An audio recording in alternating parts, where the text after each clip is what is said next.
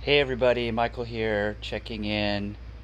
If you may or may not have noticed, I am not doing daily videos like I have been for the past 3 months. I have refiltered a few videos just to kind of recap on some topics that are of interest to me. I am compelled to do a live video today because I was confronted with the passing of a friend of mine, CJ, and it was quite a shock. We lost another friend of ours a couple weeks ago, Jerry Veneman, and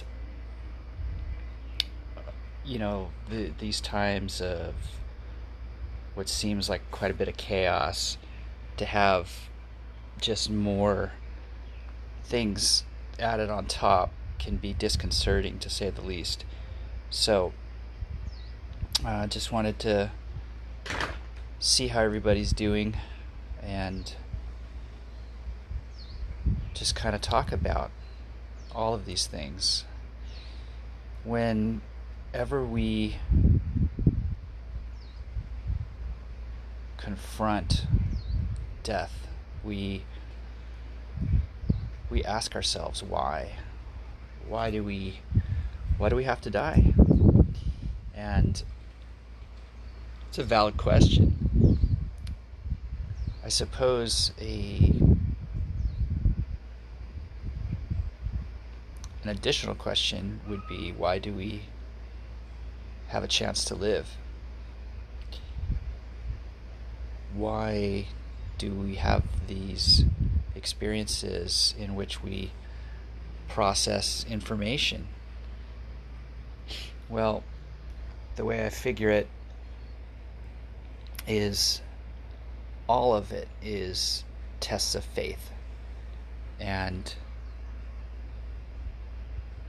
if we look at any of these experiences as forms of punishment, we're judging not only the process, but the processor, which is God. And we can play around with the ideas and notions that God doesn't exist. And free will offers us the opportunity to play that game. So, what we are better served doing is becoming present and allowing for these processes to occur. The genuine curiosity that we as human beings have is to ask why. Why do we need to suffer? Why do we feel pain? Why do we have to experience death? Why do we have to endure things? So these are all valid questions, and the way I look at it is, because we don't know,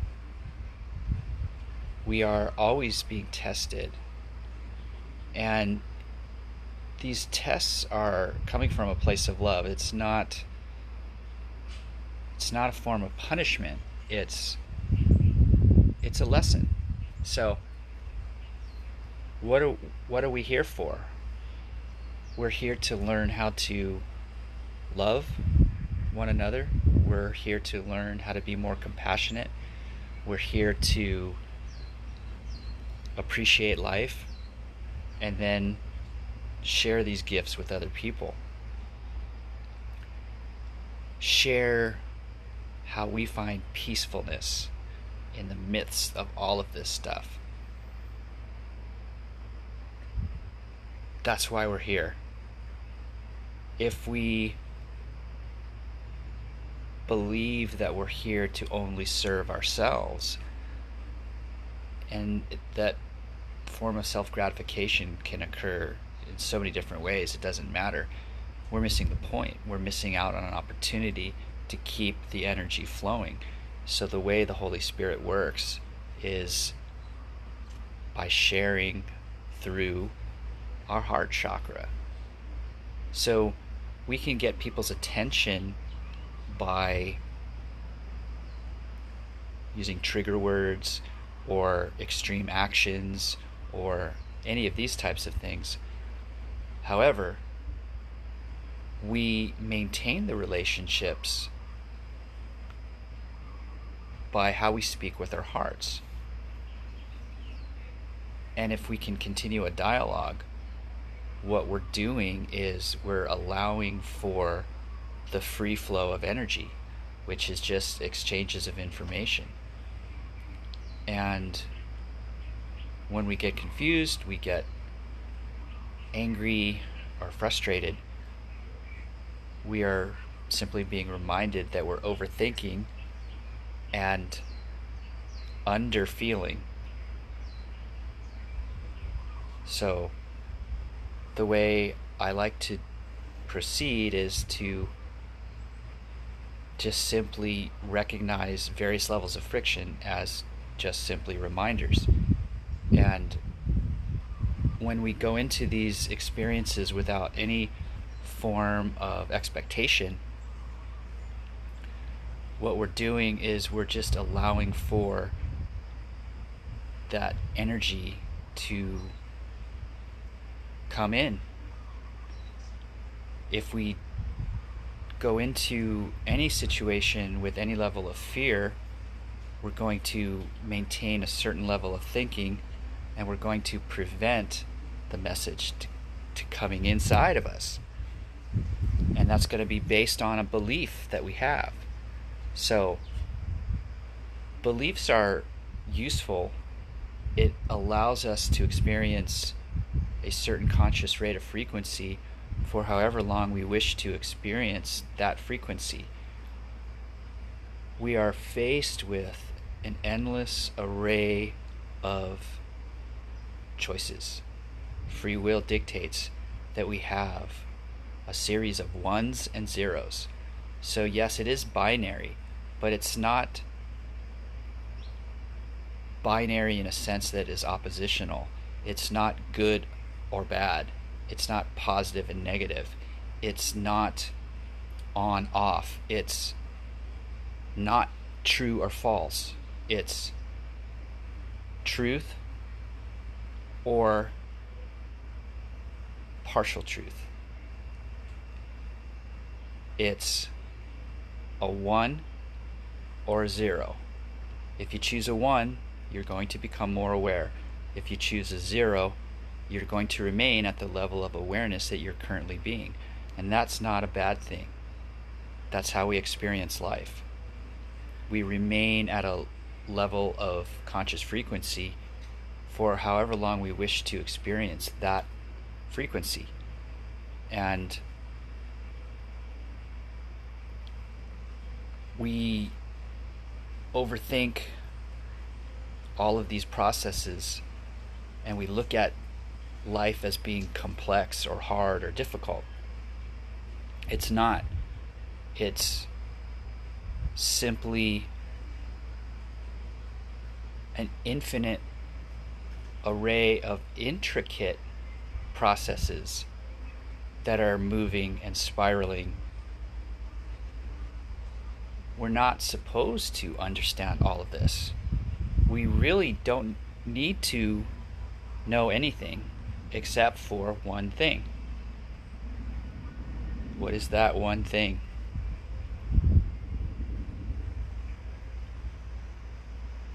Being peaceful is our natural state of being. We can only truly know how we feel at any given moment. That's truth. Now, if we judge that feeling in a fashion that is labeling it as something that's other than peaceful, what does that mean? Simple. We're not being present. What we're doing is we're living in the past, usually in regret shame, guilt, remorse. Or we're living in the future, doubt, worry, fear. So we place these expectations on what we were supposed to learn from a past experience, and we tell ourselves, oh, we must have been deserving of being punished, or how else can we explain why we went through that quote-unquote horrible thing? Or we have this expectation that a certain experience is going to be painful. So then what do?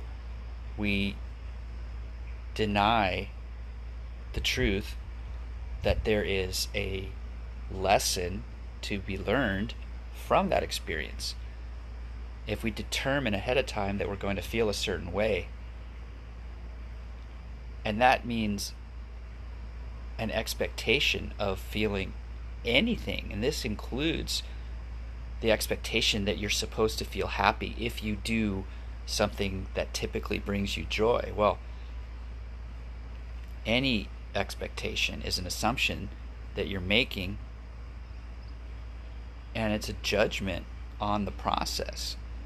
We're not here to judge anything. We're not supposed to judge people. We're not supposed to judge the processes that we go through. We're not supposed to judge anything. We are simply here to learn how to simply be.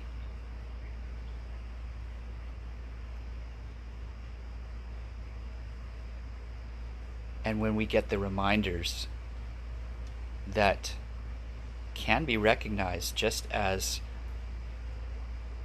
increments of friction, then those are just reminders for us to become more present. If we ignore those things, guess what happens? God dials it up.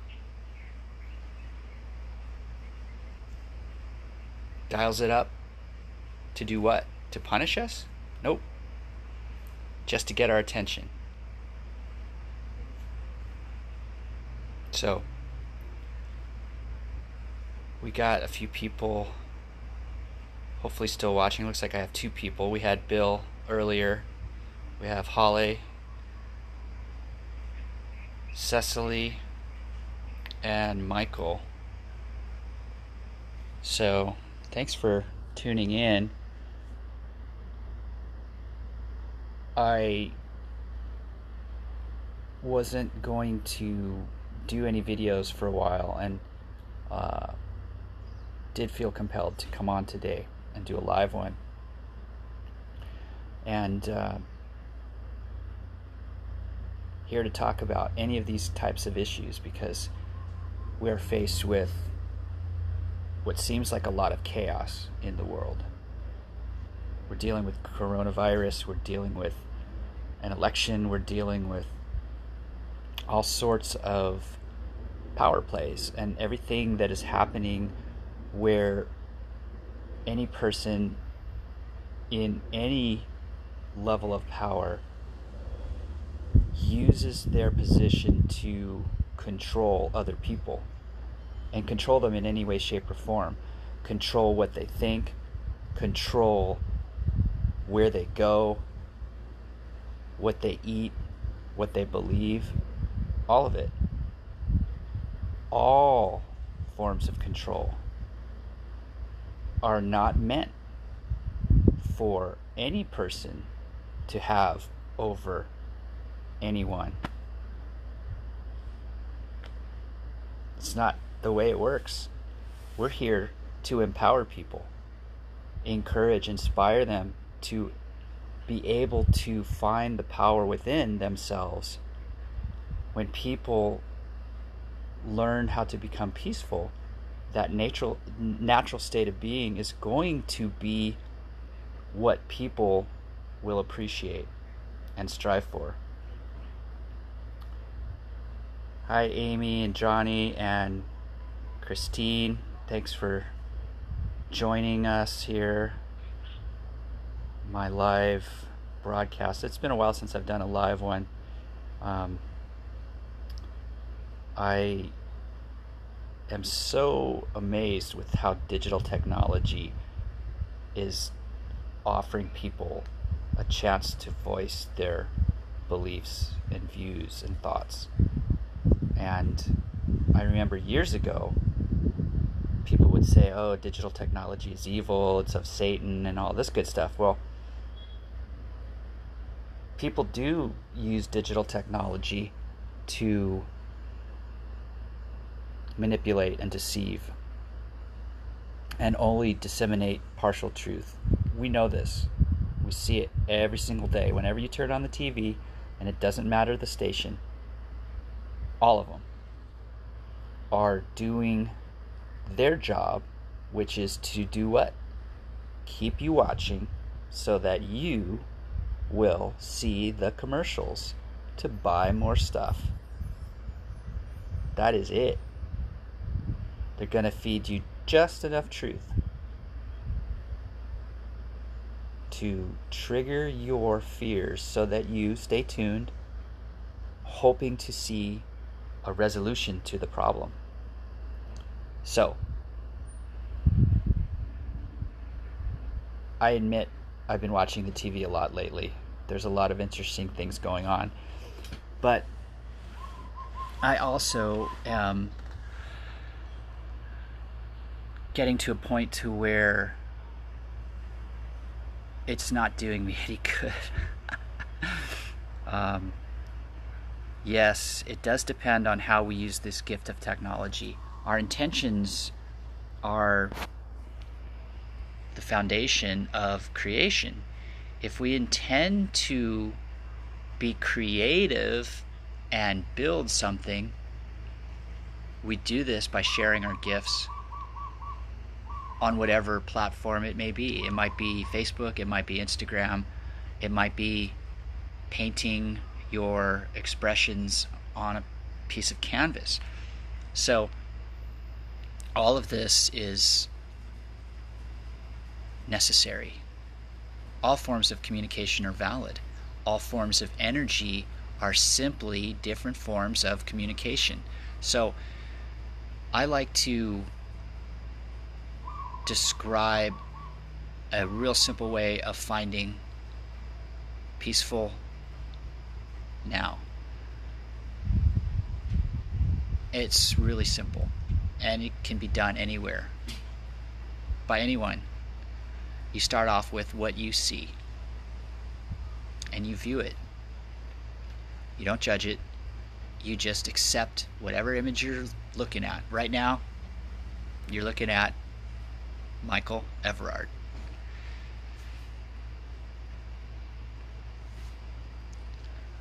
What you see is what you get. I nothing special, but I am honest and I am truthful.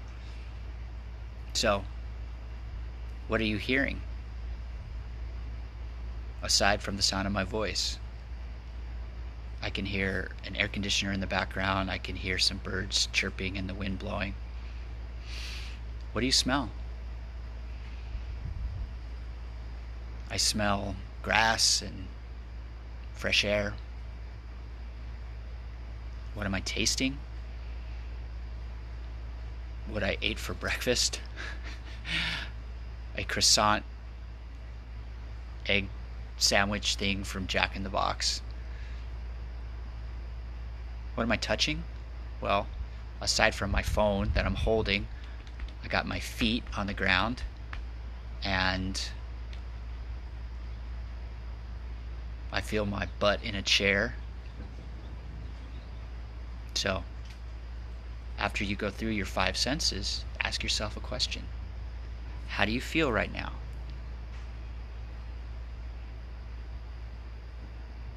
Chances are you feel peaceful, appreciative, grateful. If you feel anything other than peaceful, where are you? You're not in the present moment. How do I know that? Because we find peace in the only time that ever existed, the eternal now. Our sole purpose is to remember how to connect with the one true God. That is done through the soul. The soul is not yours, it's ours. You can't sell your soul, you can't lose it, it cannot be taken from you. And guess what? Your soul is not going to spend an eternity in hell, because your soul is a piece of God. Your soul is a God spark. Why do we have the soul? Because God is becoming more aware through us, because of us, and with us. So, everything I'm telling you is the absolute truth. You're welcome to accept the truth, and you're welcome to deny the truth. If you accept the truth, you will become more aware.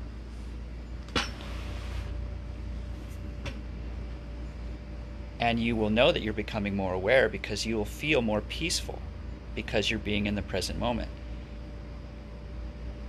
If you decide that you are not ready to become more aware, then you will simply remain at the level of awareness that you're currently being, which is fine too.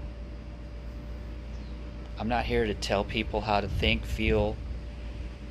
I'm not here to tell you what to do or what to believe. I'm only suggesting that there is a way to be peaceful, no matter what. So, this is the way.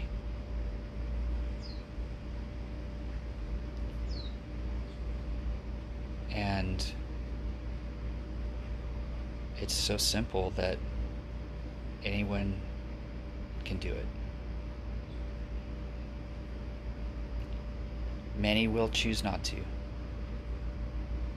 That's okay. God loves you regardless of what you do, what you say, how you think, and what you feel about this thing called life.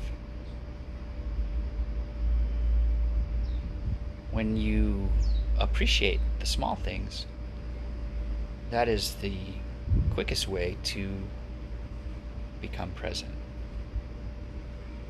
That's where you can have these one-on-one conversations with God, these holy communions, these gifts of the present moment, which is where you feel God's presence. And it's that simple. So I've encountered a lot of people during my 50 years of life, and my role has many forms. One of them is basically data collector. I've been collecting stories as a fly lands on my forehead since I was awakened at the age of 3. My first awakening was getting a toy gun jabbed in my left eye by my twin brother. And what's funny was I couldn't understand why my parents were freaking out. It wasn't painful, but it did get my attention. And I remember my dad laying me on his bed, and I remember the first color that I saw was his shirt, and it was a purple shirt, and I enjoyed it. So instead of having fear, I somehow was able to experience light. I remember the drive to the hospital, looking out the window of the car. I remember going under and smelling the anesthesia. I remember feeling high and liking it. And this was when I was 3 years old. Now, later, I saw a picture of my 3rd birthday where my brother and I are standing behind our cake, and we're giving our thumbs up to, I don't remember if it was my mom or my dad that took the picture. It was probably my mom. And the cake had 3 candles. It was a cowboy and Indians theme. And it was either a green icing or a blue icing. And the reason why I don't remember why I can't determine which color it was, I have green eyes and my brother has blue eyes. So it doesn't matter, because it was actually both colors. And then what happened was, I looked at the 3 candles and I saw the flame of the middle candle, and I focused in on just the flame, and I remember how it was blue and orange and yellow. So all the different colors that I saw. So that became my earliest memory. And I knew that there was some great things to come.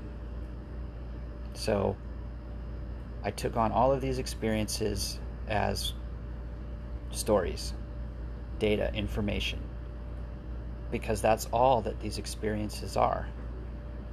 It's ways for us to retell our story.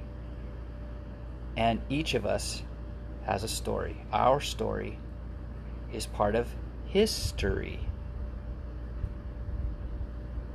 And there are 7 billion conscious rates of frequency that all experience the same thing, but from a different viewpoint. There's been 107 billion people that have existed, give or take a billion here or there, whatever. I don't know how they came up with that number, but if you Google how many people have been alive, it says 107 billion. So every single being that has ever existed, not just humans, but animals, plants, trees, all of them have a piece of not only the Holy Spirit, but God's consciousness, and are data collectors as well. So not only do all lives matter, all life matters, all things matter, everything matters, because all things are being, and we're all here to experience the creation for God, to become more aware along with us. So that's my take on things. I've studied several philosophies and religions, and I've found the parallels. The parallel is always love. Every story ever written is a love story. We're connected by this thing called love. And what we do with it is up to us. We could either disregard these experiences and be angry at the processes and unappreciative and complain, or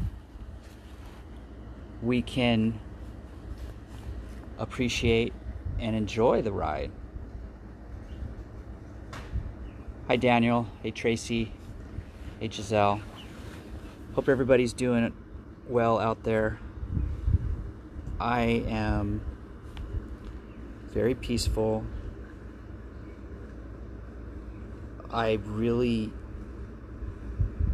have no desire to be anywhere else but right here, right now, having a chat with you folks about all of these great things.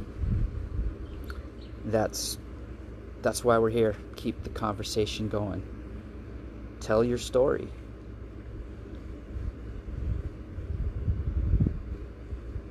When you have a conversation with somebody, be truthful. If you have something to hide, that means there's something you're ashamed about. So, do you disregard that experience, or do you try to find out the reason why you went through it? Hey, Jennifer. So, and it doesn't matter what experience.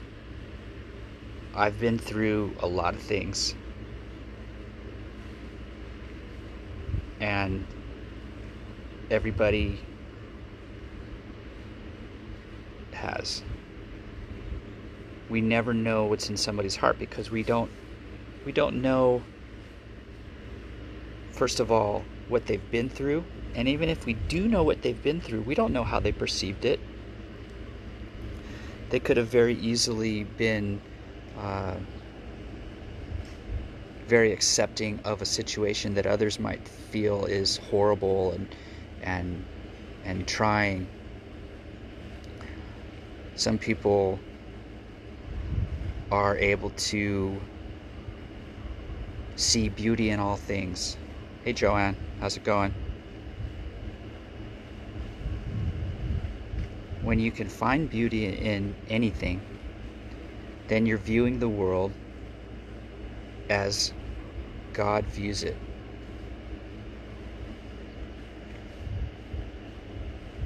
So, if you view something and you say to yourself, oh, that's horrible, that's painful, that's disgusting, whatever, you're missing out. You're missing out on some information that'll help you better understand who and what you are. So, the way I figure it is everything that you've ever experienced is meant for you to become who and what you are. Within the realm of your experiences, anything is possible, nothing impossible. You have free will to choose how you perceive anything. You also have free will that as you become more aware of what the soul is, you will merge with God's will. God's plan for you is a very peaceful and smooth journey.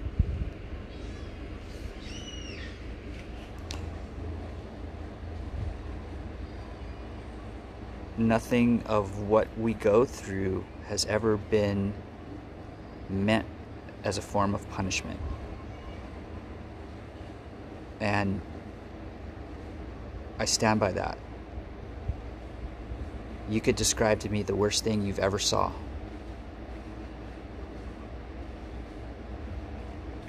Nobody was being punished in that experience. Not you, not the person that you believe was a victim, not anybody else that observed it. All of us are going through life with experiences that are only meant to teach us how to be more faithful.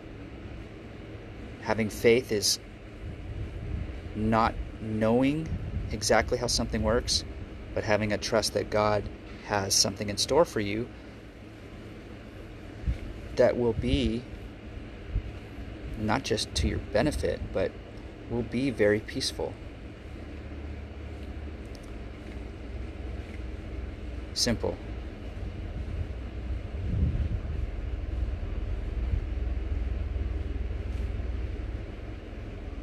This whole thing is a blessing. COVID-19 is not a curse. People are not being punished. People are waking up. And there are things that are far worse than death. When you're not allowed to be who you are, you're not allowed to express yourself, you're not allowed to go where you want to, those are all forms of enslavement that will drain your spirit.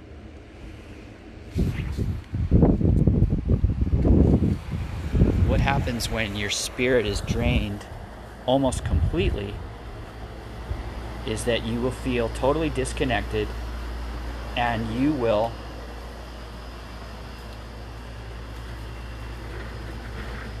start to lose your faith. And that is understandable. So, take a leap of faith now and just make the decision to never lose the faith, no matter what. How do you overcome fear? With faith.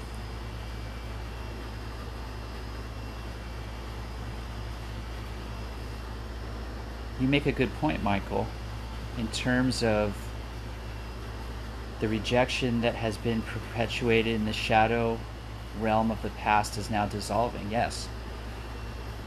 What we will do as human beings a year from now, and mark my words, we're going to look back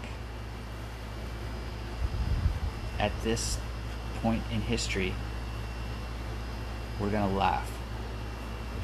Oh, but Michael, how could you say that? Everybody's dying. We have riots going on. We have people dying. Stay tuned. People are going to find out. Questions will be answered. What I foresee as occurring is a huge, huge download on November 10th and 11th. And it's just going to be basically a huge amount of energy directly from the sun, and people that are on the fence wondering why they're here, or possibly doubting God's plan, we will be able to allow for billions of people to choose God's will. And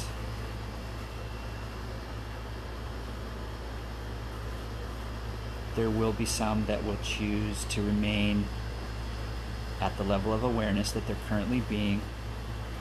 It doesn't mean they're unaware, because you cannot be totally unaware. You will simply remain where you are, and that's okay too. Hey Scott, hope you're doing well, buddy. Hearing the news of CJ's passing caught me off guard. So prayers and condolences to CJ's family and friends.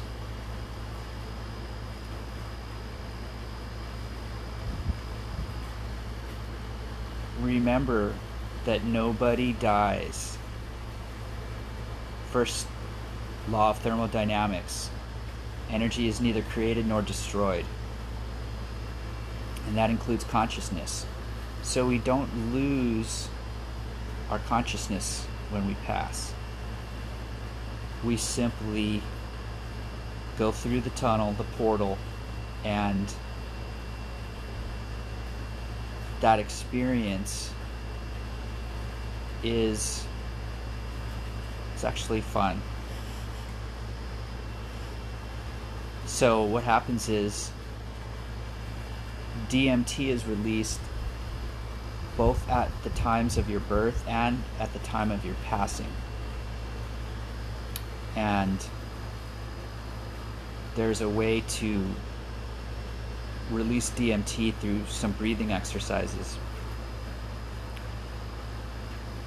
But if you want to know what it's like to die, DMT is a really good indication. I'm not advocating for people to go out and smoke it or do any hallucinogens. I've done my share of LSD. I'm clean and sober over 25 years now, and there are smoother ways to become enlightened. So I don't advocate any way other than whichever way you find yourself becoming peaceful, because your way is the way.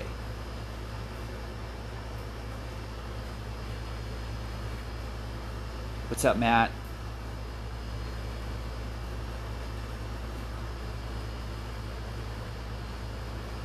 Joanne, you have a really good point. You honor all for each frequency held in every now. So there is no past. There never is a future. There is only a series of nows. So the present moment is all we ever have. And it's one long now. If you become unpresent and you are thinking about the past, or you live in fear of the future, then it's more of a series of nows. So this goes back to the concept of ones and zeros that I was talking about earlier. So it's not positive and negative. It's not righteousness or evilness. It's 1, you're becoming more aware, or 0, you're remaining at a level of awareness that you're currently being. And all of us do that. If we didn't have the ability to use time as the friction that slows us down, then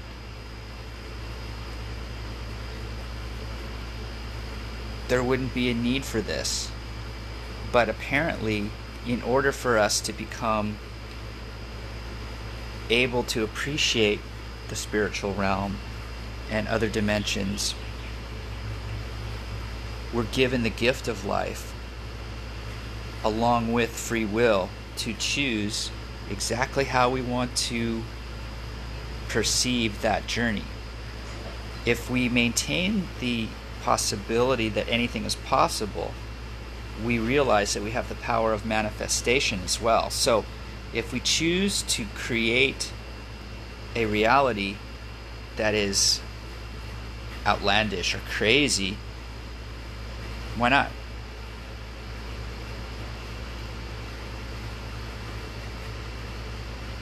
If you were to have had a conversation with the Wright brothers before they invented the plane, and they told you what they wanted to do, would you have thought that they were inspiring and courageous, or would you have thought that they were crazy?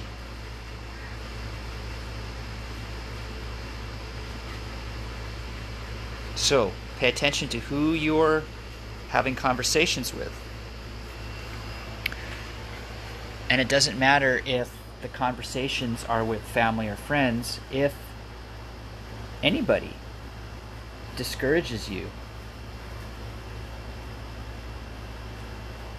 if anybody tries to deceive and manipulate you, to control you, you don't have to endure that abuse. The lesson with anybody that mistreats you is simple.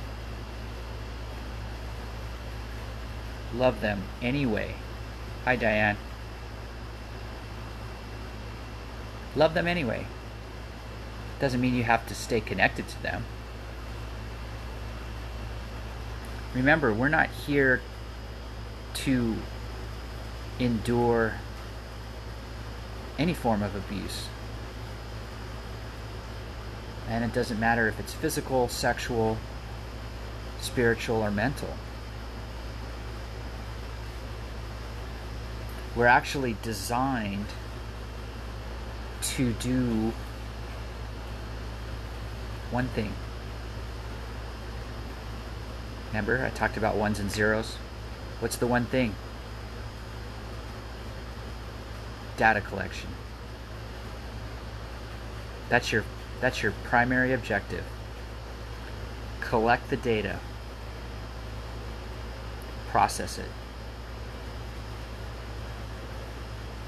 Data comes in the form of energy. And what does energy do?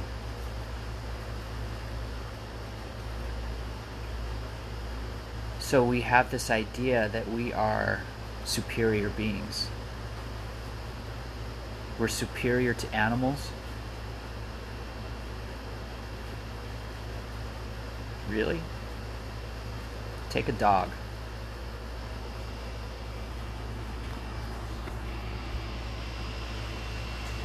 What does a dog do? A dog is present.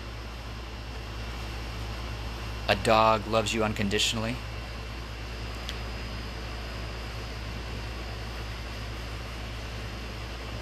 Imagine the world, viewing the world from the eyes of a dog. A dog that's with a loving family. That dog is in heaven.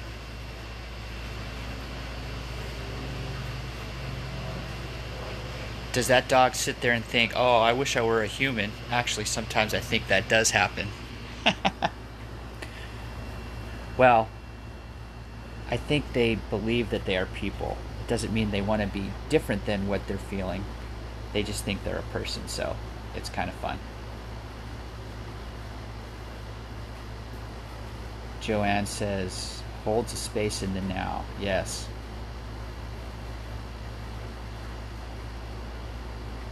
Diane is saying, I just don't know how to manifest it.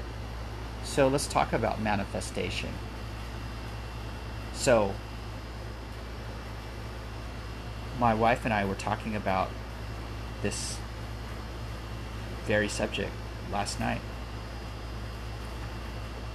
So, you create an image of what it is that you want to have happen.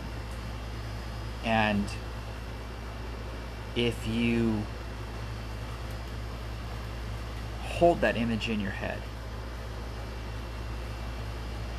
the law of attraction dictates that you will draw people that will help you create that manifestation.